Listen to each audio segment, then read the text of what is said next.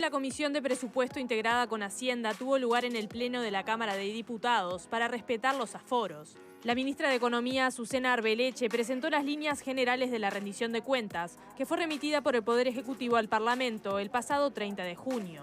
Lo que hicimos hoy fue presentar el cumplimiento de todas las previsiones fiscales para el año 2020, sin aumento de impuestos, como era el compromiso. Para el 2021 hemos presentado apoyos adicionales para hacer frente a la pandemia. En ese sentido, la ministra de Economía se refirió a los programas de apoyo a la primera infancia, que prevé una inversión de 50 millones de dólares por año, así como la regularización de asentamientos. Para ese último proyecto, la rendición de cuentas prevé la creación de un fideicomiso que se nutrirá de las tasas afectadas a la compra de predios por parte del Instituto Nacional de Colonización. Por ese concepto, el Estado recauda entre 15 y 20 millones de dólares por año, y el objetivo del gobierno es que con ese flujo de recaudación se emitan títulos para financiar el programa de relocalización de asentamientos. Se intenta dar una solución al problema de los asentamientos. Es un problema que hace muchos años que tiene nuestro país y que, lejos de mejorar, ha venido empeorando. Y eso es en lo que todos compartimos el diagnóstico, pero necesitamos dar un paso adelante y mostrar resultados. En relación a la reactivación económica, Arbeleche dijo que la previsión del Poder Ejecutivo es un crecimiento del 3,5% para 2021. El crecimiento que el equipo económico ha presentado para el 2021 es de 3,5%. Lo hemos dicho unos días antes de presentar la rendición de cuentas y eso es lo que está en la exposición de motivos que presentamos el 30 de junio y lo que tomamos como base para el resto de la consistencia del programa macroeconómico. Esa cifra de crecimiento de 3,5% ya incorpora los elementos positivos que estamos viendo en algunos indicadores. Uno de ellos, por ejemplo, es la recaudación, que está creciendo más de lo que se había esperado. Quien es el enlace entre el Poder Ejecutivo y el Parlamento en lo que refiere a la rendición de cuentas nos está acompañando en este momento, es el diputado del Partido Nacional, Sebastián Andújar. ¿Cómo le va? ¿Cómo le están? Muchas gracias por la invitación. No, por favor, bienvenido.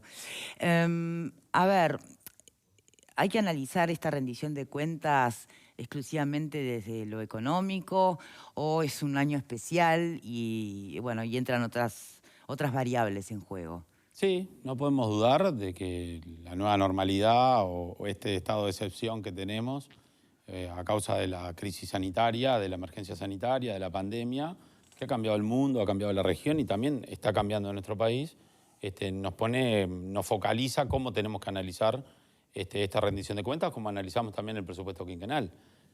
Tenemos que siempre remitirnos a la situación que estamos viviendo. Para nosotros una tormenta. ¿Por qué? Porque queremos que sea pasajera, que algún día termine, no acostumbrarnos a esto y siempre poder pensar en un futuro de acuerdo a la normalidad que vivíamos antes. Y para eso yo creo que en este momento el gobierno ha cumplido con todos los objetivos que se ha trazado. Eso sí es conducir un barco, como decíamos anteriormente, en la tormenta y poder llegar a buen puerto, que no es fácil porque ni en épocas de muchísima abundancia y muchísima tranquilidad coyuntural, regional o internacional, se podían cumplir los objetivos. Y eso es algo que tenemos que destacar. Y siempre sin perder el foco de que esto está pensado para las personas y para ayudar y cobijar por parte del Estado a aquellos que viven en mayor precariedad o con mayor vulnerabilidad desde antes y mucho más profunda ahora con la crisis sanitaria. Bien, hay mucho para preguntar sobre esta rendición. Está el tema de las horas que se reducen y que reclama FENAPES. Está el tema, bueno, hablando de reducciones de los salarios tanto públicos y privados, pero la habilitación a 18 adscriptos, ¿no? A los ministros que pueden subir sus sueldos, el error en el sueldo del presidente. Hay varios detallecitos que me gustaría poder repasar. El tema de los 20, son 20, ¿no? Para colonización, 20 millones de dólares para colonización, para los asentamientos, suficiente, no suficiente, el ahorro en pos del déficit fiscal en el contexto de pandemia. Seguro que son muchos puntos para preguntar. ¿Me permite un paréntesis? Sí. Porque usted estaba escuchando el debate anterior, sí, ¿no? Muy interesante. Y dijo algo que me gustaría que se dijera públicamente. ¿Qué condena el Partido Nacional? Hoy la coalición está presentando, y creo que estaba buscando, hasta el momento que yo me vine al canal, estaba buscando consenso con Frente Amplio para condenar la dictadura, el problema actual que está viviendo Cuba, pero también el bloqueo, porque nadie está de acuerdo con el bloqueo. Nuestro país en la ONU hace muy poco tiempo, lo condenó también. Fue de los pocos países que condenó el bloqueo. Nadie quiere eso para nadie, pero tampoco tenemos que separar la paja del trigo. Una cosa es una dictadura, otra cosa son las relaciones comerciales y los bloqueos comerciales. Yo siempre me han... ¿El bloqueo o es embargo? Porque es lo que se estaba discutiendo. Claro, y me han ayudado a razonar en el sentido, bueno, no hay una totalidad nunca de acuerdo con algo. Nuestro país en el 80 votó un plebiscito que el 40% votó en ese momento por el sí. Y eso no significaba que nuestro país quería apoyar una dictadura, porque prosperó el no. Pero había un 40% que sí. Pero claro. Pero no pasó nada. Sí. O sea, no hay que remitirse a que no son grandes mayorías, que algunos están de acuerdo, que otros no están de acuerdo. Una dictadura es dictadura de la A a la Z y de la forma que se quiera ver. Y eso es lo que no puede pasar hoy en el día en el mundo. Las libertades están por encima de cualquier cuestión, desde todo punto. Pero en los hechos hay mucha gente que o no explicita apoyo a la dictadura, pero no la condena, que en definitiva podría ser lo mismo. Y bueno, será gente que no se quiere expresar y creo que aquellos que tengan algún cargo de responsabilidad, sobre todo los que representan a la gente, no tienen que tener miedo de hacerlo, lo tienen que hacer y las cosas que están mal siempre hay que decirlas. No importa si pertenecen o son similares a nuestra ideología o no. Cuando algo está mal, está mal. Y no podemos ocultar decirlo. Pero no hay declaración conjunta, coalición Frente Amplio. Yo creo que hoy va a haber declaración conjunta cuando termine la sesión de la Cámara de Representantes. Bueno, ese es el problema adentro lo tiene el Frente Amplio, entonces, ¿no? Como decíamos. Eso sería una buena señal. Sería una buena señal, claro. Bueno, dejamos eso por ahí, veremos qué pasa hoy y vamos a la rendición de cuentas. Panelistas para preguntar, los llevé por distintos punteos de esta rendición, me gustaría que preguntaran. Diputado, la rendición de cuentas suele ser una frazada corta, ¿no? Como se dice, tira para un lado, se destapa los pies, tira para los pies, se destapa la cabeza. Pero hay dentro de la propia coalición integrantes de la misma de otros partidos que están haciendo reclamos. ¿Qué posibilidad hay de que se abra a la misma hora en la Cámara de Diputados y que se atiendan esos reclamos que surgen, por ejemplo, de Cabildo Abierto, del propio Partido Colorado? Sí, lo de la frazada corta es cierto. Es cierto porque los recursos... Son finitos acá y en Estambul. Entonces, y más con lo que este gobierno hoy prometió en campaña y viene cumpliendo desde que asumió, que es tener mucho cuidado sobre el gasto, sobre aquel gasto que existía, que era un abusivo y mal direccionado, no recortar políticas, pero sí ajustar el gasto, que es muy importante, y creo que sí, que siempre es como el presupuesto quinquenal, siempre está abierto. Lo que nosotros estamos comprometidos es a no incrementar el gasto innecesariamente. O sea, ¿se podrían redireccionar gastos? Siempre se puede. Hay transposición de rubros, estamos buscando recursos. El año pasado buscamos recursos para la Universidad de la República y no aumentamos el gasto del presupuesto enviado por el Poder Ejecutivo. Buscamos recursos para la UTEC y tampoco lo hicimos, para el Instituto Pasteur. O sea, siempre hay recursos y hay que ir viendo dónde sacar. Lo que pasa es que nadie quiere ceder.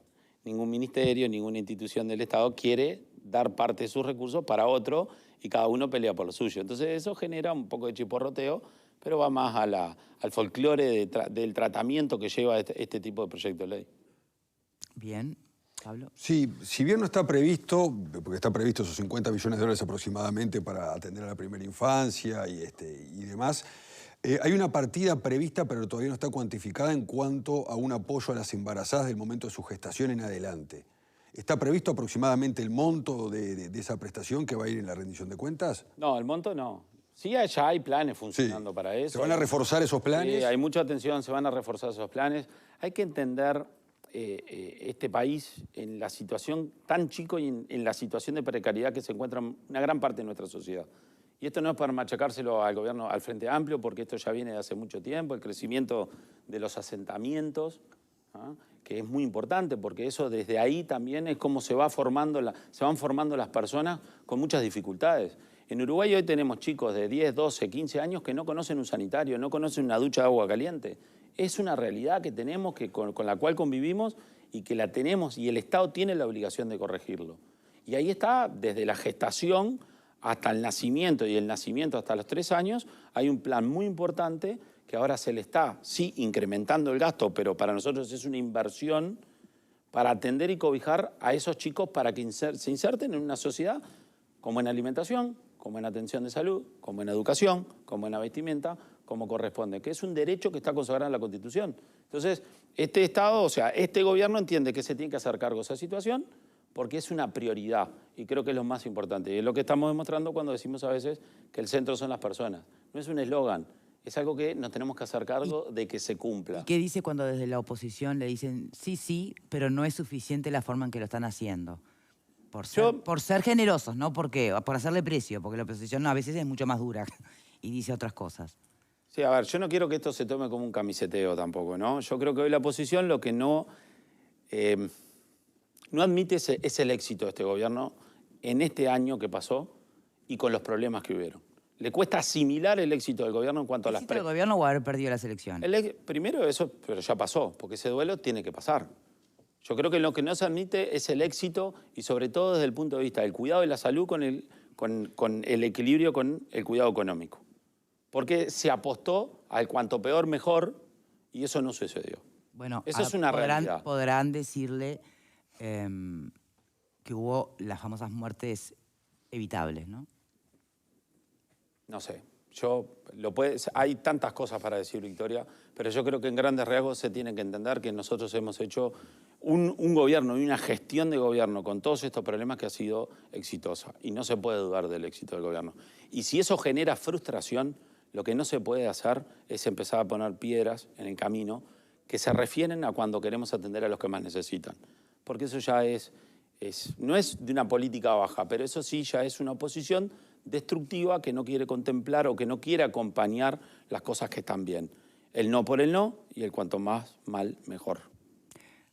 A ver, Rodríguez. Bueno, eso de las muertes evitables en estos días tendrían que hacer un cálculo de las muertes evitadas, así como las muertes evitadas durante todo el año 2020, o sea que es cuestionable. Yo le quería preguntar al diputado respecto del tema, ¿cómo se coló ese artículo vinculado con los registros de los consumidores canábicos? Ah, sí, el tema de los autocultivadores. ¿Qué va a pasar con la opinión del presidente, que de alguna manera es discordante? ¿Y cómo es que se coló ese artículo? O sea, ¿qué pasó ahí? Es bueno que se cuelen esos artículos porque nos dan esa marquesina para poder llevar adelante o para que la gente por lo menos se involucre un poco con este tipo de proyectos de ley que son tan difíciles de entender. No, pero eso es más un poco en broma. Pero no es que se coló, creo que desde la época del ministro Jorge Larrañaga se venía pensando, se venía observando y aparte comprobando que quizás algunas cosas en nuestro país necesitan de mayor protección, de mayor cuidado, de mayor atención por parte de la policía con respecto a la criminología. ¿Ah? Y creo que se entiende que los clubes canábicos pueden ser foco justamente de eso, ¿no? que generen un montón de robos y que pasen cosas y no están protegidos porque no se conoce dónde están. Ese es el fundamento, es un fundamento de seguridad. Pero vamos a los fundamentos... Pero se supone que saben dónde están. Lo que no se quiere es que todo el mundo sepa dónde están. No, bueno, no, el Ministerio del Interior está pidiendo ahora los registros, porque estos no son los registros de las personas que consumen. Estos son los registros, las direcciones de dónde se encuentran los clubes canábicos y dónde se realiza autocultivo. Al tener la dirección se puede cruzar para saber quiénes son las personas que lo llevan adelante o no. Claro, pero el artículo va más allá, ¿no? Habilita la inspección de esos lugares y quedaba la duda si eso era una redacción fallida o es que no va a mediar una disposición judicial para que eso suceda. A eso iba. Al fin del artículo justamente es lo que tú decías. Yo creo que acá el artículo fue inconsulto, para decirlo de cierta forma, que es lo que estamos dándonos cuenta entre la dirección del IRCA y el Ministerio del Interior. Me parece también que Daniel Radío, el director, tiene mucha razón, más allá de los adjetivos calificativos que le puede poner al asunto. Conozco al ex diputado Radío, de los mejores diputados que he conocido, aparte excelente persona, y me imagino que las calificaciones que ha hecho es más por el ímpetu y por tratar de que hay cosas que no lleguen, que no prosperen, que por otra cosa particular. Y tenemos que escuchar al ministro del Interior. Y ya escuchamos una palabra que vale, y vale mucho, que es la del presidente de la República. Muy bien. Me quedaba la duda respecto al tema de colonización, ¿no? Más allá de que creo que todos coincidimos en la necesidad de atender de manera urgente el tema de los asentamientos. En estas últimas horas, la Comisión Nacional de Fomento Rural ha planteado que la forma en la cual se da este financiamiento, de algún modo, de los recursos de colonización, deja una dicotomía en el aire en cuanto a los asentamientos versus la tenencia de la tierra, cuando en realidad ellos dicen, estamos hablando de la misma problemática, ¿no? Y proponen otras vías de financiación que tienen que ver, por ejemplo, con el capital, con un 0,1% del impuesto al patrimonio. ¿Hay posibilidades de que la financiación de ese programa pase por otro lado que no sea de recursos de colonización? Posibilidades hay, nunca va a ser por la creación del impuesto. Este gobierno se ha comprometido, no hay impuestos, no hubo en el presupuesto, no hay en esta rendición.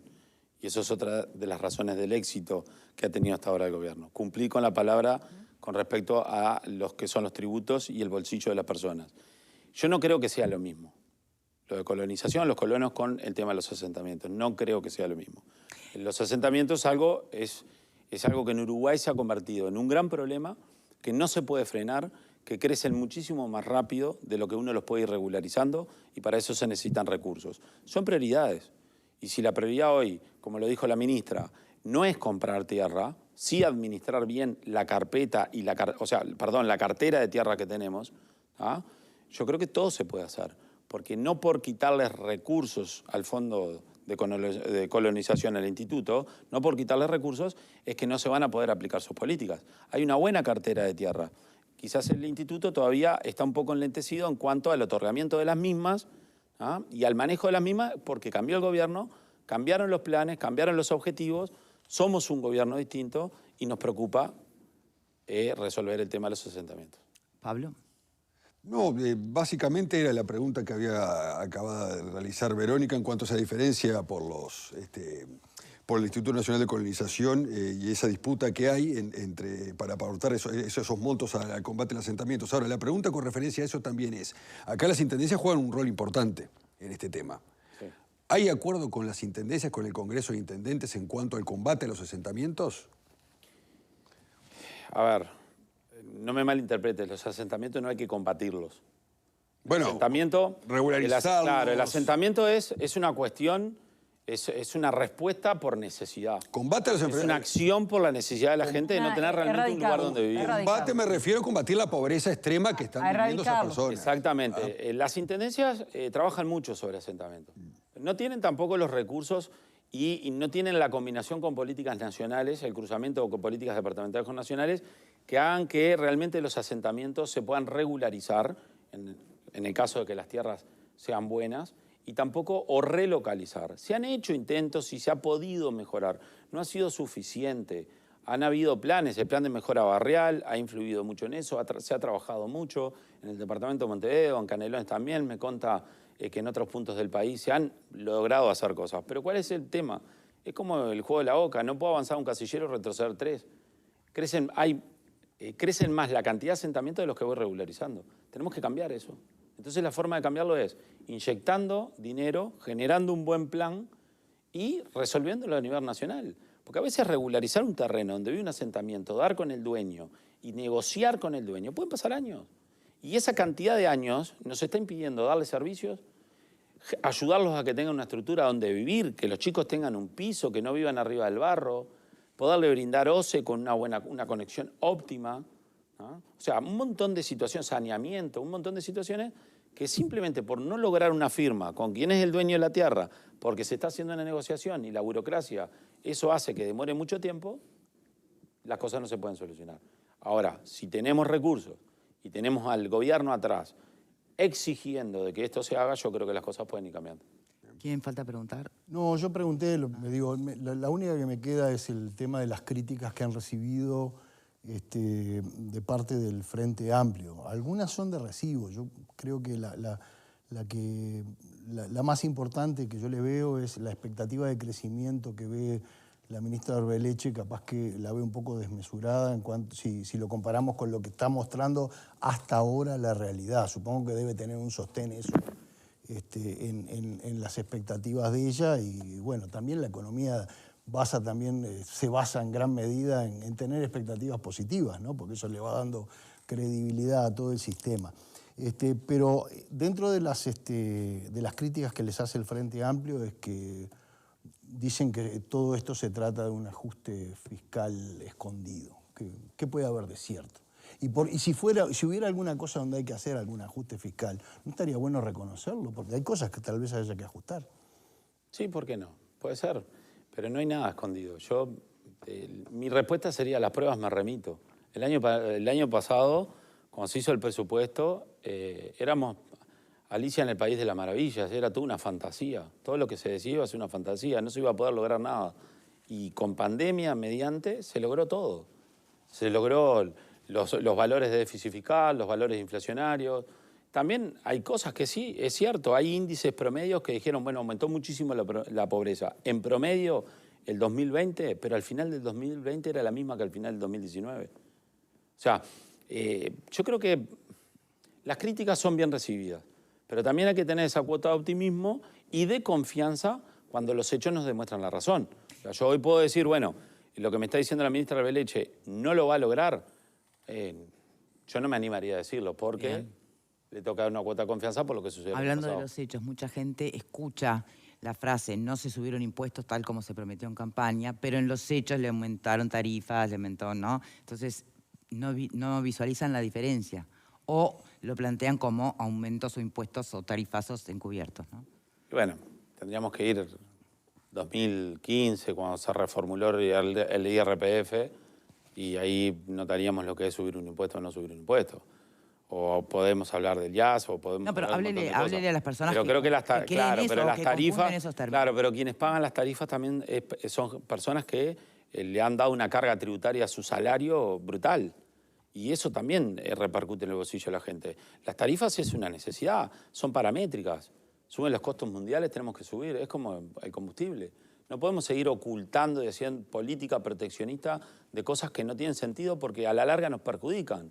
Si yo no subo las tarifas de OCE cuando suben los insumos y los costos, lo que estoy haciendo es un engaño, una engaña pichanga de que en el futuro lo voy a perjudicar y voy a fundir una empresa como fundieron ANCAP, en el buen sentido de que hoy no tiene para dónde salir porque se hizo todo para ocultar o para hacerlo a futuro, porque se decía que o se mantenía el precio de un combustible porque se compraba petróleo a futuro, un montón de variables que no tenían razón. Lo único que estaban haciendo era daño a una empresa pública y le estaban haciendo daño a los uruguayos. Ahora, pero ¿por qué? Al final de todo siempre esto es circular y nos vamos a encontrar con el problema. Es muy entendible lo que usted está argumentando, pero ¿por qué se prometió en campaña electoral que no se iban a subir tarifas? ¿A qué se refería el hoy presidente de la República con ese anuncio? Bueno, hay también una habilidad muy importante del Frente Amplio y del gobierno anterior, que el último año no la subió cuando le correspondía tenía que haberla haberlo subido. hecho, claro. Entonces, bueno, ahí hay un juego de discurso político que, bueno, quizás no nos dejó bien posicionado en cuanto a lo que habíamos dicho con lo que tuvimos que hacer. Pero no son promesas... A ver, también es un tema muy técnico. Lo que requiere el aumento de tarifas es un tema muy técnico. O sea, subir más de lo que corresponde es una cosa. Subir lo que corresponde no es un aumento de tarifa. Y tendríamos que una discusión técnica que quizás no sea el momento, pero subir lo que corresponde no es un aumento. Bien. Inyección en la primera infancia, eso es algo interesante, lo que vamos a hablar después de esta pausa. Pero ¿qué me dice de inyecciones en lo que tiene que ver con el sistema educativo? Justo ayer teníamos una conversación con el presidente del INED, con la CIBA, ¿no? Y planteaba, bueno, que para cubrir los desafíos, él no hacía referencia necesariamente a una inyección de recursos económico, pero sino más bien de administración de los recursos existentes. Pero la reducción de horas docentes también se hace sentir. Entonces, bueno, por ahí va la pregunta. ¿Lo dejamos para después de la pausa? Sí. Ya venimos.